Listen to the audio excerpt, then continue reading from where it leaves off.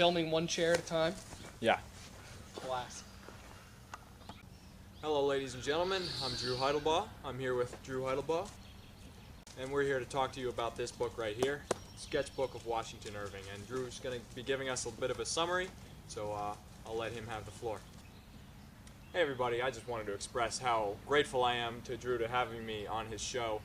Yeah, I'm going to be giving a summary of Sketchbook, so I'm going to, instead of telling you each and every sketch, because there are over 30 of them, I thought I'd select a few of them that are important and describe them to you. So I'm going to start out with The Voyage, which is a story about his trip over to Europe.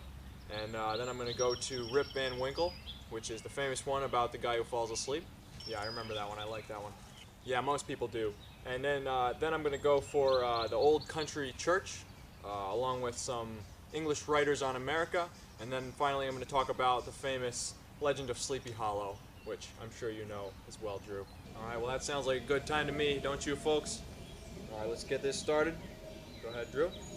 So The Voyage is basically a story of how Irving, that is, took his trip to Europe. So this whole sketchbook is pretty much just a collection of stories that Irving got from Europe and things that he observed there, and he not only describes the trip there, but you know, he goes into detail about everything about the trip. I mean, everything. Like, you get so bored, I'm telling you. Well, that sounds very interesting.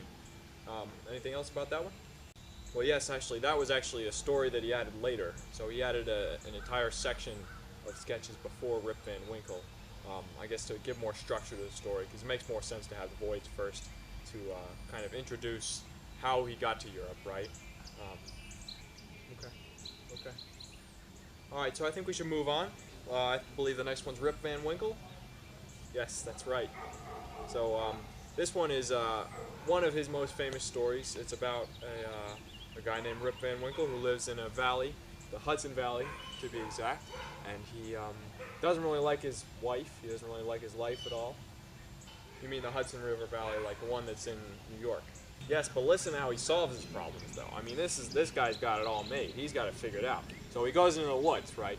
He goes into the woods and he meets these gnomes, and they're basically partying, okay? And they got some kind of barrel of some kind of drink, okay?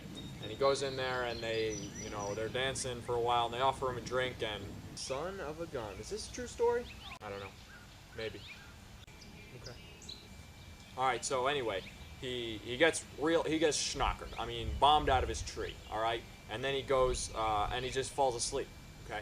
But he falls asleep for 20 years. Okay. So we get us back. His family doesn't recognize him. Okay. He's got a beard down to his knees, and nobody around the village recognizes him. Nobody knows who he is. Not only that, but the country is new. He fell asleep before the American Revolution and woke up after. So things have kind of changed a bit. What happened next? Well, nothing really. I mean, basically the moral of the story is he goes back home and his life is better. So, I mean, I guess whatever he's trying to say there is fall asleep and wake up so your life is better. I don't know. Maybe slackers are better off. No. You should plan your capstone far ahead of the time that it's due.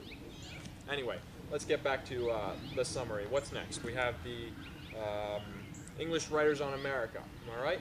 Right. So this one is basically a political thing. So he starts it out by introducing the tension between Great Britain and America, because this is still, it's pretty far after the American Revolution, but not long after. So they're still kind of tense. All right. There's still a little bit of hurt going on there. So what he does is he just tries to lighten things up a bit and show them that there's a bad situation going on between them, and he tries to convince American writers not to be prejudiced against British people and the other way around. These Johns. Well, that sounds like a boring one, if you ask me. Well, for me and you, yes, but I mean for the people back then, it would have made a difference. That's right, and that's all that matters, isn't it? Alright, let's move on. What's next? Alright, here we go. This is the big one. The Legend of Sleepy Hollow. Tell us about that one, Drew. Alright, well, I think you all pretty much know about this one, but I'll summarize it anyway. So, this is about a guy named Ichabod Crane, okay? And he goes to a place named Sleepy Hollow, alright? And he, meets this guy named Brom Bones, and he's a school teacher. I mean, Ichabod Crane is, by the way, and he really wants Brom Bones. He really wants her girl, all right, but he's not cool with that, Brom Bones. So Brom Bones kind of, he drives him out, but in style, right? So he pretends that he's a headless horseman because that's the legend of the town, okay? And he puts a pumpkin on his head, rides on a horse, and he scares Ichabod away. Okay, Ichabod eventually comes back and wins the girl back and finds out it's Brom Bones. But anyway, that's how he does it. If you ask me, it's not very classy. Not at all. Not nearly as classy as Mr. McCabe. Absolutely not. Not even close.